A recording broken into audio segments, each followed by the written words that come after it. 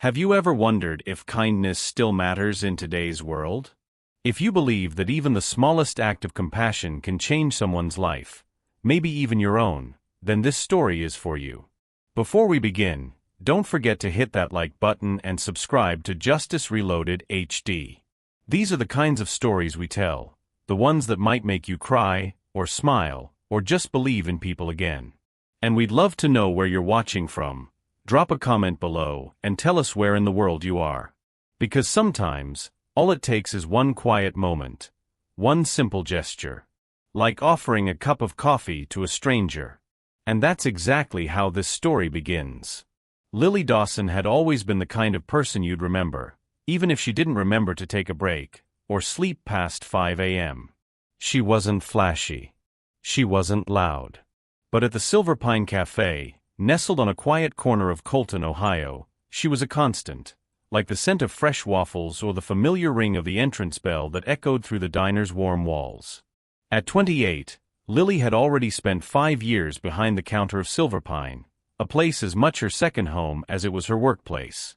She wore her pale blue apron like armor, moving with the grace and rhythm of someone who didn't need to ask how you liked your toast. She already knew.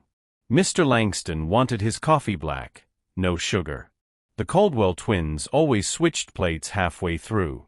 And on rainy days, old Mrs. Becker would sit at the corner booth by the window, her eyes tracing raindrops while Lily slipped her an extra lemon slice, just the way her late husband liked it. The regulars loved her. Not because she was overly cheerful, she wasn't fake that way, but because she noticed things. She remembered birthdays. She asked about surgeries. She made tired parents feel seen, and lonely seniors feel remembered. Her kindness was quiet but steady, the kind that wrapped around people like a warm quilt on a cold day. But what most of them didn't know was that Lily carried an entire world on her shoulders. Her mother, Barbara Dawson, had been diagnosed with multiple sclerosis 3 winters ago. The disease had progressed faster than doctors expected, and now Barbara could barely move without the help of her wheelchair. Once full of energy and wit, her mother spent most of her days sitting by the window of their small apartment, wrapped in crocheted blankets and trying to hide the pain behind soft jokes. The two of them shared a love for cardinals and old jazz records, and though Barbara never complained, Lily could see how much the illness was stealing from her, bit by bit. Then there was Tommy. At 18, her younger brother had a mind sharp as a tack and a heart bigger than he knew what to do with. He'd been accepted into 2 decent colleges but didn't apply for enough scholarships, and now with student loans looming and Barbara's medical bills growing, Tommy was thinking about skipping college altogether to figure things out. Lily hated the idea. Tommy had potential, the kind that shouldn't be wasted washing dishes or stocking shelves. She wanted more for him. But wanting and affording were 2 very different things. Between rent, caregiving, and working double shifts at the diner, Lily barely had time to breathe. Her hands were always red from hot dishwater, her knees sore from long hours on her feet. Some nights, she'd come home too tired to eat, tiptoe past her sleeping mother's room, and collapse on the couch still wearing her uniform. And yet, she never stopped smiling at her customers. Maybe it was stubbornness. Maybe it was love. Or maybe it was just survival. But Lily believed that no matter how hard things got, you still showed up. You still held the door open. You still smiled. Because someone might need that smile more than you needed rest. And so, every morning, long before the sun lit up the streets of Colton, Lily would tie her hair back, button her uniform, and return to the little diner with its worn leather booths and flickering neon sign. Silver Pine Cafe was just a diner to most. But to Lily Dawson, it was the one place where she could still feel strong. Rain fell hard over Colton that morning, turning the narrow streets into shimmering rivers and painting the windows of Silver Pine Cafe with streaks of gray. The bell above the door jingled only a handful of times since sunrise, just enough to remind Lily that the world was still moving out there, even if it moved slowly. The usual hum of clinking cups and low conversations had been replaced by the occasional cough, the quiet rustle of a newspaper, and the gentle thrum of rain against the glass. The diner felt unusually still, like it was taking a deep breath and holding it. Lily moved behind the counter in her usual quiet rhythm, wiping surfaces that didn't need wiping, straightening already straight sugar containers, folding napkins that no one had touched. It wasn't busyness, it was habit. Motion filled the silence, and silence on a rainy day could feel like loneliness if you weren't careful. Outside, the clouds pressed low, swollen and unrelenting. The neon sign buzzed faintly in the dim light. Inside, it was warm. Safe.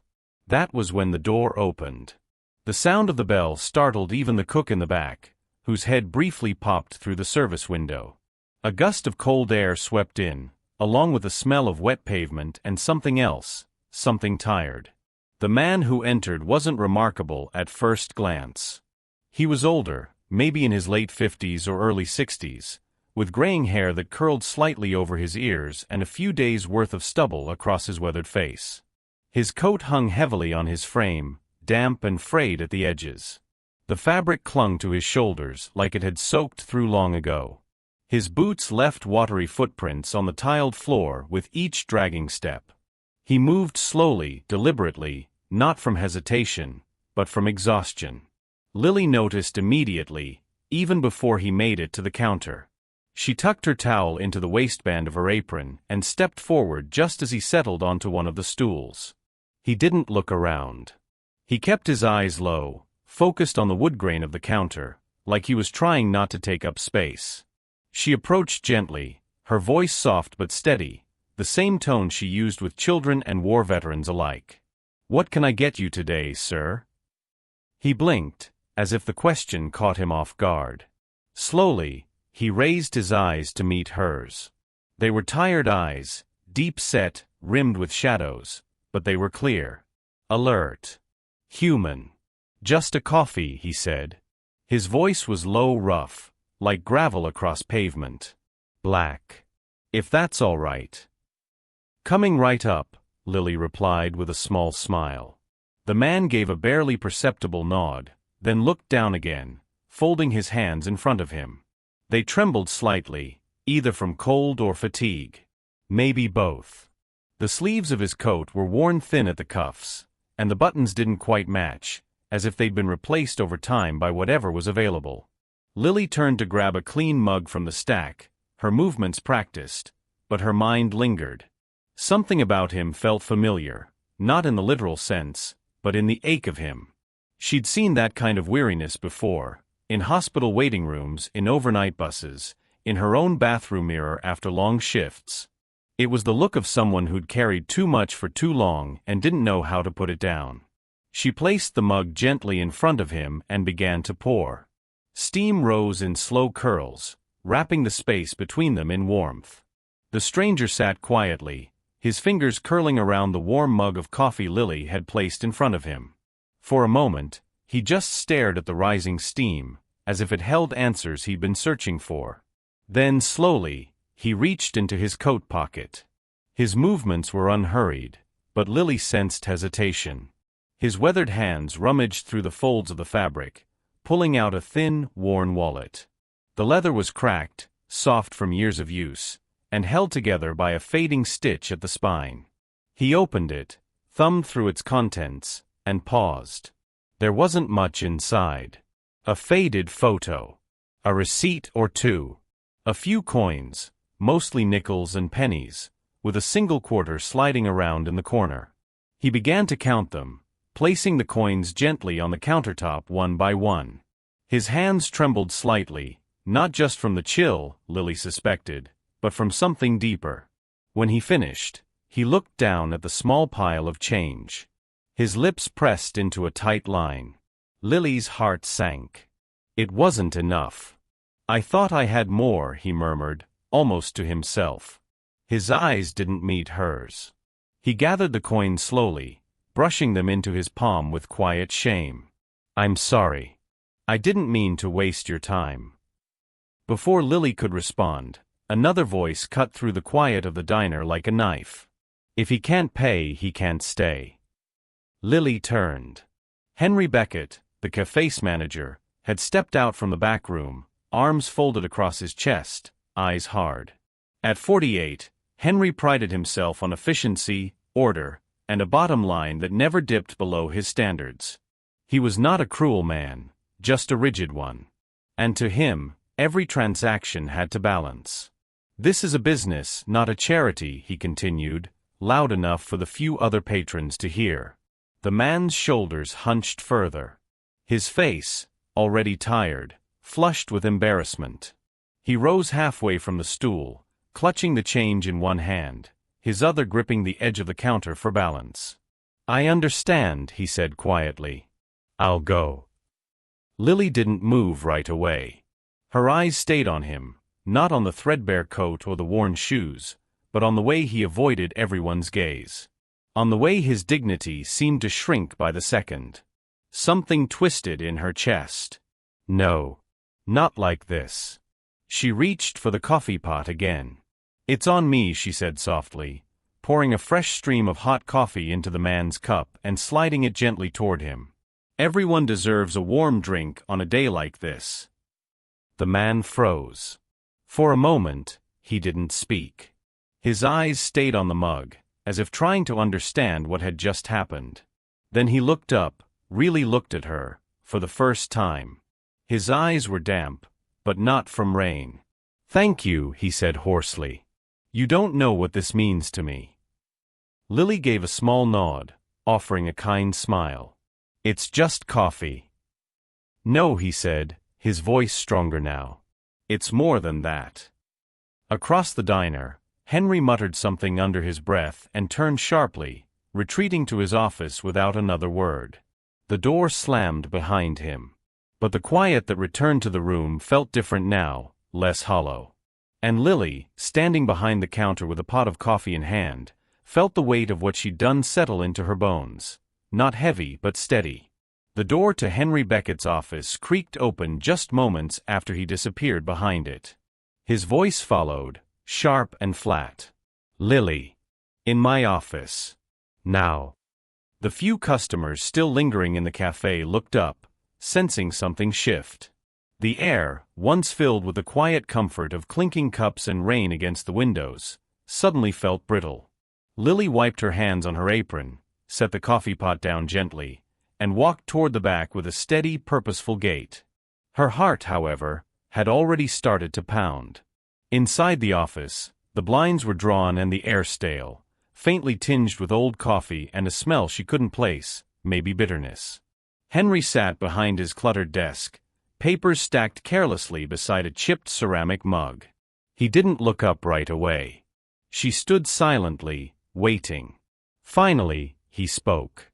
"You gave away product," he said, not bothering to mask the accusation. "Product that doesn't belong to you." Lily straightened her spine. It was just a cup of coffee. The man clearly needed. "That's not your call to make," he snapped, cutting her off mid-sentence. "You don't get to decide who deserves what in this establishment. We are a business. Not a charity. Not a heartwarming Hallmark special." "I'll pay for it," she said, forcing her voice to stay calm. "You can take it out of my paycheck." "That's not the point, Lily," he said, standing now, the chair behind him screeching slightly against the floor. "The point is that you made a decision that wasn't yours to make. You undermined authority, and you set a precedent. What happens when someone else wants to play hero on the company dime? We lose control." She looked at him, eyes steady. "I just showed someone a little compassion." Henry scoffed, walking around to the front of the desk. "Compassion doesn't keep the lights on." Lily clenched her fists, then let them go. "With respect, sir, I think you're wrong." "I don't pay you to think," he snapped. "I pay you to serve. Or rather, I did." The words hit her like a slap. He walked back to his desk and opened a drawer with exaggerated calmness. From inside, he pulled out a white envelope and placed it on the table with finality. "You're fired, Lily." The room spun for a second. 5 years. 5 years of showing up early, staying late, remembering every customer's quirks, never once missing a shift. All of it gone. Just like that. "You can't be serious," she whispered. "Dead serious." Clean out your locker and return your uniform by tomorrow. This conversation is over." She didn't speak again. Her throat had closed too tightly, her breath too shallow. She untied her apron, carefully, methodically, folded it with shaking hands, and placed it on the desk. Then she turned and walked out. The diner had quieted. Mason peeked from the kitchen. A woman with a stroller stared at Lily with a furrowed brow mid-sip of her tea. No one said a word. Lily grabbed her coat, which she hadn't needed earlier that morning. Now, it wouldn't matter. She didn't bother with an umbrella, she didn't own one. As she stepped out into the rain, it was colder than she remembered. The drops soaked through her sweater instantly, trailing down her arms, her neck, into her shoes. The street was blurry, not just from rain but from the tears she refused to wipe away. She kept walking, each step heavier than the last, her heart bruised and cracking open. No job. No backup plan. No safety net. But somehow, she knew she wouldn't take that cup of coffee back, even if she could. The apartment was quiet when Lily returned home. The kind of heavy quiet that settles not just in rooms, but in your chest. She stood just inside the door, dripping onto the worn welcome mat, her damp clothes clinging to her skin. Her hands trembled slightly as she peeled off her sweater and shoes, leaving a trail of rainwater behind her like breadcrumbs to nowhere. She moved through the living room in silence, careful not to wake her mother. A single lamp glowed in the corner, casting soft golden light over stacks of mail, most of them bills. Some unopened. Some opened but never resolved. Lily sat at the kitchen table and stared at the mess of paper. Electricity. Medical supplies. Rent. Groceries. Her fingers hovered over a pen, then dropped into her lap. No matter how many times she ran the numbers in her head, the answer was always the same: not enough. Her chest tightened. She laid her head on the table, pressing her cheek against the cool laminate, letting the silence press in from all sides. For a long while she stayed there, motionless, as if maybe if she didn't move, the rest of the world would stop spinning too. Then came the familiar creak of wheels. Barbara Dawson emerged from the hallway in her wheelchair, wrapped in a knitted shawl Lily had made her last Christmas. Her face, pale and soft with age, lit up faintly when she saw her daughter. But even in the dim light, she could read Lily's sorrow. "Sweetheart." Her voice was gentle, cautious. Lily looked up, eyes already brimming. "I lost my job." Barbara wheeled closer and reached out, her hand brushing her daughter's arm. "What happened?" Lily hesitated, unsure where to begin. So she started with the truth. She told her mother about the man, the coffee, the words from Henry Beckett, and the final walk into the rain. As she spoke, her voice cracked only once when she said, "I just couldn't let him leave like that, Mom. He looked so lost." Barbara was quiet for a moment. Then she smiled.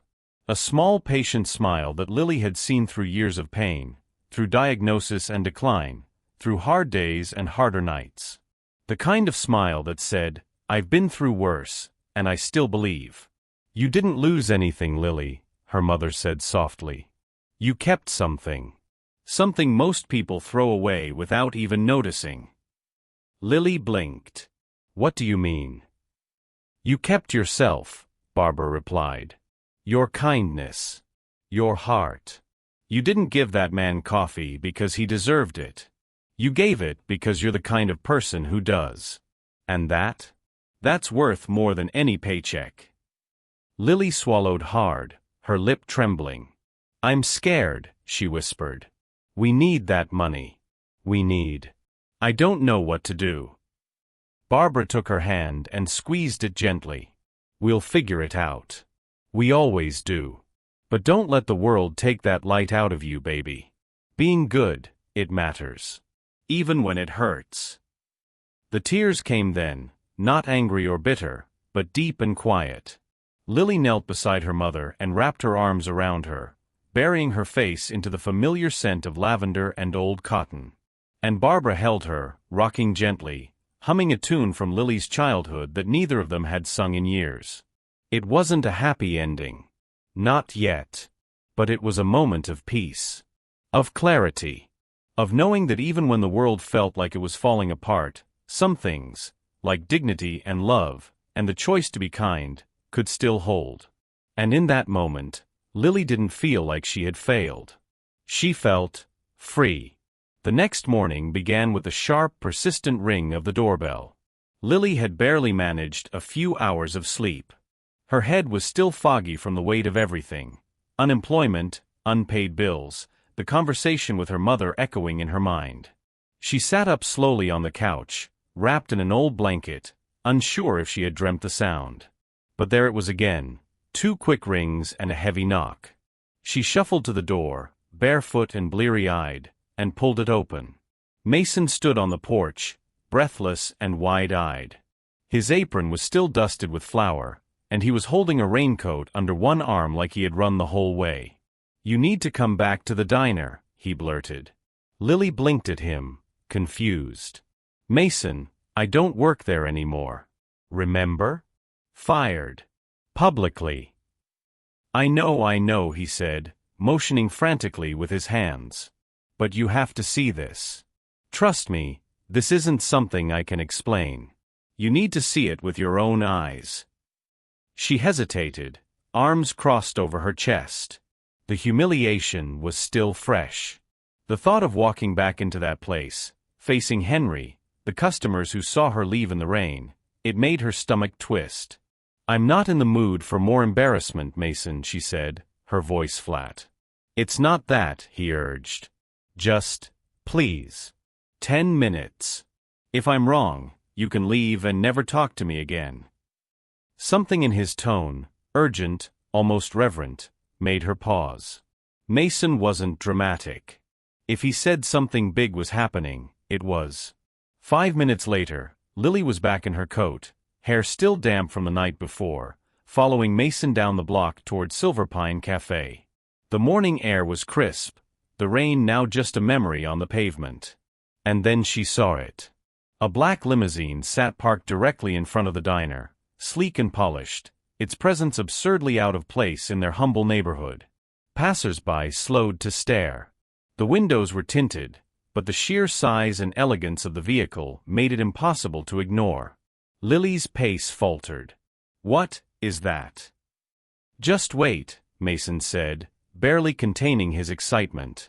They stepped inside the diner. The atmosphere was electric. Patrons whispered to each other from behind menus. The cook stood frozen behind the grill. And at the center of it all, sitting at the same counter stool where he'd clutched that cup of coffee just a day before, was the man.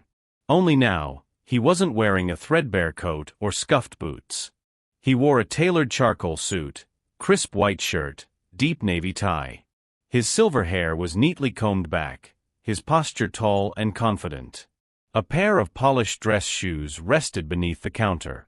In front of him sat a perfectly untouched cup of coffee. And beside him stood Henry Beckett, ashen-faced, shoulders tight, hands awkwardly folded in front of him like a boy sent to the principal's office. Lily stopped in the doorway. The man turned and met her gaze immediately. A slow, knowing smile spread across his face. "There she is," he said, standing to greet her. "Miss Dawson. I was hoping you'd come." Lily opened her mouth to speak, but nothing came out. She stared, trying to reconcile the man she'd served in silence yesterday with the dignified figure now standing in front of her. "Who are you?" she asked softly. He extended a hand. "My name is Richard Hale," he said. "And I think it's time we had a proper introduction." Richard Hale stepped forward with quiet authority, extending his hand to Lily with a warmth that caught her off guard. "My name is Jonathan Richard Hale," he said, his voice clear and composed. "I'm the CEO of Summit Dining Group. We own over 40 restaurants across the Northeast, including this one." Lily blinked, stunned. She could hardly process what he was saying. The same man she had poured a cup of coffee for, whose coat was soaked, whose wallet was nearly empty, was now standing before her in a designer suit, the head of an empire she never even knew touched her little town. Henry Beckett looked like he'd seen a ghost. His mouth hung slightly open, his posture no longer confident but stiff with panic. He glanced between Lily and Richard, clearly trying to make sense of it all. "I wasn't entirely honest with you yesterday," Richard continued. "Sometimes I visit our locations in disguise, dressed down, with no fanfare, no driver, no assistant. I do it to see how our staff treats people who don't look like they belong. Because the way we treat strangers says everything." He turned slightly, addressing the entire cafe now, his voice growing stronger with conviction.